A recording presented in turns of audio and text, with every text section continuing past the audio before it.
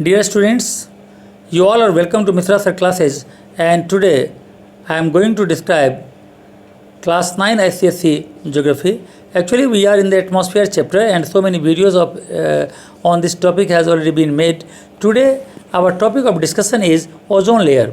हम लोग यहाँ पर सबसे पहले ओजोन लेयर को देखेंगे, और क्योंकि इसके आगे हमने डिफरेंट लेयर्स के बारे में एटमॉस्फेयर के लेयर्स को डिस्क्राइब किया था, उसको ज़रूर पढ़ लेना चाहिए. ओजोन लेयर क्या है? Ozone layer is already present in significant amounts in both the stratosphere and troposphere. दोनों में ओजोन लेयर है. स्ट्रेटोस्फेरिक ओजोन जो है that is generated by the action of ultraviolet light.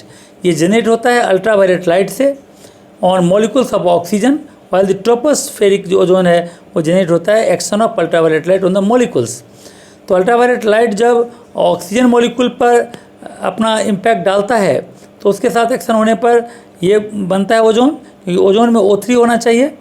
और फिर जब अल्ट्रावायलेट लाइट ये नाइट्रोजन ऑक्साइड पर डालता है तो एक तरह से ये बहुत ही सीरियस पोल्यूटेंट का काम कर जाता है.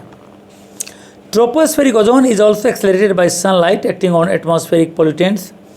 ए high concentration of the tropospheric ozone poses a serious threat to human health. अगर ट्रोपोस्फेरिक ओजोन काफ़ी ज़्यादा हो जाता है तो इंसान की हेल्थ को इफेक्ट करता है, डैमेज करता है.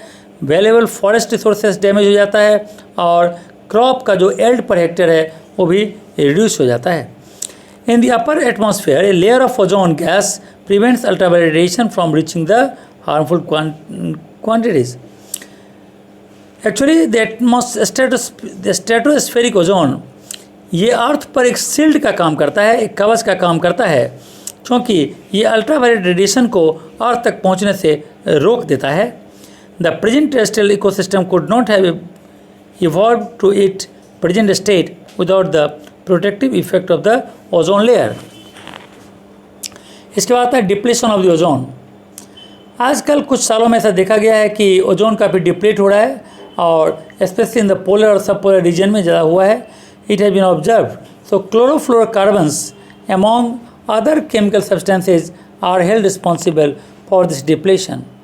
Due to high rate of use of CFC and other ozone depleting substances in the high-tech field, ozone layer आमतौर पर हमारे लिए खतरा बन गया है, और इससे यानी ओजोन लेयर का पतला हो जाना ओजोन होल कहलाता है. This depletion of ozone layer may lead not only the global warming. इससे सिर्फ ग्लोबल वार्मिंग ही नहीं होती, बट इससे यहाँ पर कई तरह की बीमारियाँ भी हो जाती है.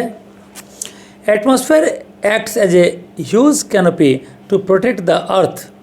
ये जो एटमॉस्फेयर है ये आमतौर पर यानी अर्थ को बचाने में एक बहुत बड़ा रोल है इसका. It keeps out dangerous ultraviolet rays. ये अल्ट्रावायलेट रेज को अलग करके रखता है.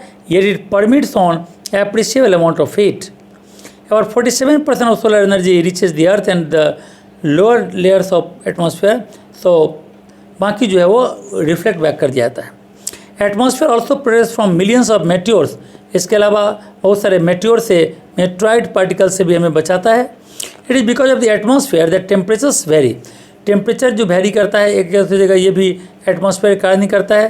प्रोड्यूसिंग सर्कुलेशन ऑफ एयर, जैसे अभी कोई बहुत गर्मी है, वर्षा हो गई, ठंडा हो गया, तो which in turn proceeds winds, rain, other phenomena, जिसके कारण प्लांट्स एनिमल्स जो है वो डिपेंड रहता है.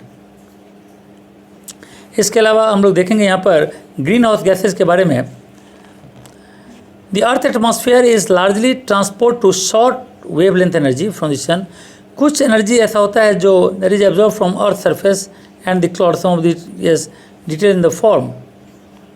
Several gases present in the atmosphere. बहुत सारी ऐसी गैसेज हैं जो एटमॉस्फेयर में प्रेजेंट हैं, लेकिन वो हीट को क्या करती हैं तो प्रिवेंट कर लेती हैं, and prevent it from escaping, और उसको भागने से रोक देता है. This keep the skipping the earth atmosphere. वो अर्थ एटमॉस्फेयर को गर्म कर देता है, और ये जो गर्म होने का सिस्टम है उसको हम बोलते हैं green house gases. Because they contribute in trapping the heat within the atmosphere. ये हीट को एटमॉस्फेयर के अंदर ही पकड़ लेता है.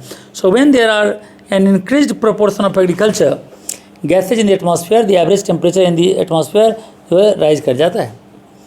ग्लोबल वार्मिंग का सीधा सीधा असर जो है वो पोलर रीजन पर ज़्यादा पड़ता है. With increase in temperature the snow and ice around the poles क्या होता है, विल रिसीड, यानी वो खत्म हो जाता है।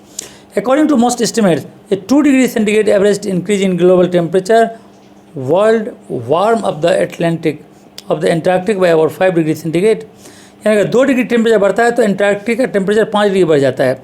So thus during the summer the temperature rise would sufficient in begin, और इतना ज़्यादा टेम्परेचर राइज कर जाएगा कि जो एंटार्क्टिका का आइस है वो मेल्ट कर जाएगा। मेल्ट करने से वाटर लेवल इतना ज़्यादा बढ़ जाएगा कि समुद्र का जो पानी है इतना ऊपर उठ जाएगा कि समुद्र का पानी शहर में आ जाएगा, मकान डूब जाएंगे और लोगों के लिए जान माल का खतरा आ जाएगा। इसके अलावा जो ग्लोबल वार्मिंग है, so permanent flooding of west line and wetlands and lowlands में फ्लडिंग होता रहता है। इसके अलावा कोस्टल जो इरोशन है वो और बढ़ जाता है। इसके अलावा मैग्नीफाइड कोस्टल फ्लड वहाँ पर जो कोस्टल फ्लडिंग है वो ज़्यादा होता है। No coastal structure and increase the salinity of estuaries and aquifers, ये भी यहाँ पर ज़्यादा होता है। ये सब ग्लोबल वार्मिंग के कारण ही होता है। ग्लोबल वार्मिंग का एग्रीकल्चर पर भी ज़्यादा असर पड़ता है।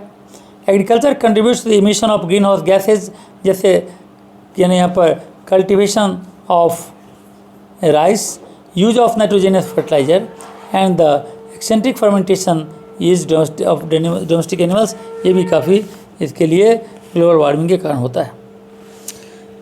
ग्लोबल वार्मिंग का एक और इफेक्ट है impact of global warming on EI Nino. EI Nino एक periodic flow of warm Pacific equatorial waters है जो साउथ की तरफ हर समय बहता रहता है। खासतौर पर in the 1960 the phenomena was linked to the show called northern oscillation shift and EI Nino global reach was established. So periodic warming of the ocean waters, समय समय पर ओशन वाटर का गर्म होना यह आमतौर पर एटमॉस्फेयर को इफेक्ट करता है और ये वेदर कंडीशन को भी डिस्टर्ब करता है। So the effects of EI Nino are confined mainly to the Pacific coast of South America. तो इस तरह से इसका डिजास्टर इफेक्ट भी होता है और यानी कई जगह प्रूव भी हुआ है। In increasing severity and frequency through the 1990 and 1980 so says that they are being affected by global warming and caused by an increase in heat trapping greenhouse gases। तो EI नीनो आमतौर पर एक ऐसा event होता है जो आमतौर पर once in every 5 years ये डेवलप होता है and normally lasted up to 18 months as records collected from 1982 to 1995। इस तरह हम देखा कि many of the countries most affected by EI Nino and southern oscillation and depleting countries that are largely dependent on the agriculture and fishery sectors for food supply।